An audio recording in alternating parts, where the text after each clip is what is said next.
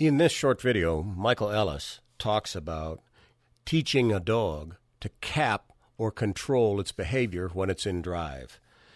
Michael explains why learning how to cap a dog's drive is just as important for people that are training pet dogs as people that train competition dogs or working dogs. And then at the end of the video, Michael talks about the relationship between using toys as rewards in obedience versus food for rewards in obedience, and how some dogs prefer one or the other, and how some dogs mature from starting off with food to ending up with preferring toy rewards.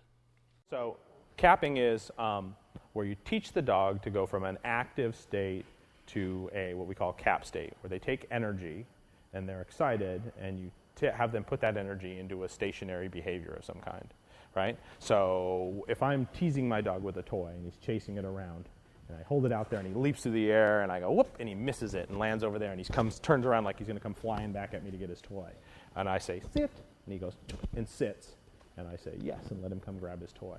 That's capping. He's actively chasing a toy, he's all excited, and then I go sit or down, and he goes shoop, and puts all that energy into a contained obedience behavior. So in protection, we see it all the time. I have my dog at the line barking. Bah, bah, bah, bah. Sit. He sits, quiet. Boom, and then I let him go bite, right? I let him unload his energy into something he wants. So capping is like an interruption in an excited, stimulated dog where they put that energy into an obedience behavior, a contained obedience behavior. And we use it a lot when we're playing with the dog to teach them self-control, right? So at first, we are playing, and it's very calm, and they learn to out and bite and out and play or whatever, out and chase their ball or those things. Then I'm going to deliberately get the dog a little excited and then ask them to do something before they get the reward that they want, because I'm controlling access. So if they don't do it, I just go, nope, you don't get this. You want to try that again? Right? So I can deliberately get them a little overexcited and then ask them to put that energy into a behavior. And this does a couple of things for us as we go along. One is the dog learns to put that energy into the behavior, so the behaviors tend to get more intense. So when I ask them to sit, they tend to sit really fast because they want to slam their butt down and get that reward. So they take that energy that they've built up and they put it into the obedience behavior. So they tend to do the obedience behaviors with lots of energy and speed, which is, for a competitive trainer, is a good thing, right? For a person on the street, they could care less, right? But for a competitive training, that's a good thing. The other byproduct, though, is that the dog learns to contain themselves as they get more and more stimulated. So that later on, when they get stimulated in more real-world situations, and I want to ask them to sit or down or heel away from something that's exciting, I have much better success rate because they've already learned that idea, that concept of something you want out there, really excited, have to do obedience to get to it kind of idea. And so that makes my transition to real-world obedience with a dog that's excited much easier. So later on, if I can, for instance, if I can throw a ball and my dog can be chasing the ball, and I can say down, and he'll drop in the middle of chasing the ball, right? Which I can set up exercises that create that. That's a capped exercise. Later on, if I'm going to have much more luck stopping my dog chasing a cat when I say down than somebody that had not gone through that process would, right?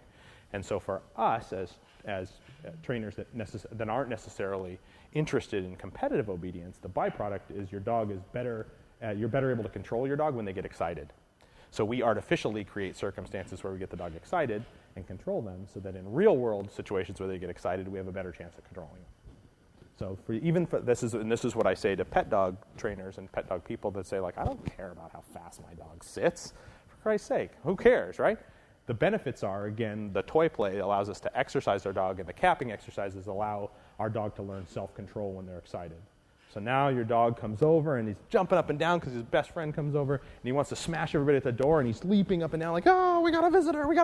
And I go, sit. My dog goes, boom, and sits, right? Because I taught him to cap himself when he gets excited.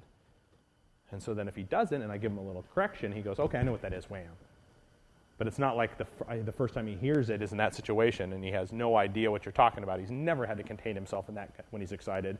And now I'm correcting him, and he's going, what? What's wrong with you? I don't get this.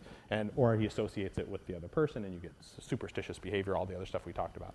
So by using toys, for the average person, that their value for a competitive trainer is obvious, right? You make all kinds of drive for these things, and then you can use that drive as an obedience reward. You can speed up behaviors. You can make more intensity in behaviors. You can make more duration in behaviors because you have a really high value reward, obvious. But for everybody else, it's a great way of exercising your dog with you in an interactive way. So you guys exercise together so that the dog is interacting with you while they're expending energy and learning self-control later on as we add the rules to it, to the games of playing. It depends on the dog, really. So normally I'm not going to use a toy in the obedience until my dog has some understanding of the behavior, meaning I've shown some fluency in the behavior. They're doing it relatively well without me having to help them anymore physically.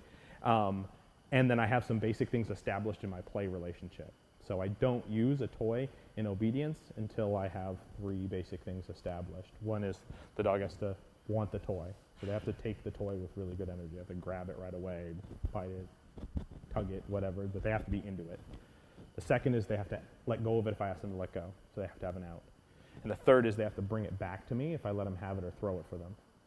So if I don't have those 3 things, then I don't use the toy as an obedience reward because it's just going to muddy your whole session. So if they don't want it enough, of course it's no good as an obedience reward. If they won't let go of it, it's no good. I get 1 rep, they get it, and now I have a fight to get it back from them. So whatever they learned from that 1 rep is now erased by the conflict between us as I get the toy back. And if they won't bring it back to me, it's the same thing. If it slips out of my hand or they get it, now I've got to chase them down and reel them in and get it back from them. And so if whatever they learned in that 1 good rep has now just been erased as well.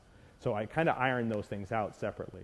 So normally I'm using food to teach the behaviors, working on my play relationship. When my play relationship hits a certain point, I'll gradually replace the food with a toy for a dog that's more toy motivated. But not every dog is. There are going to be dogs out there who for their life will be more motivated by food than toys.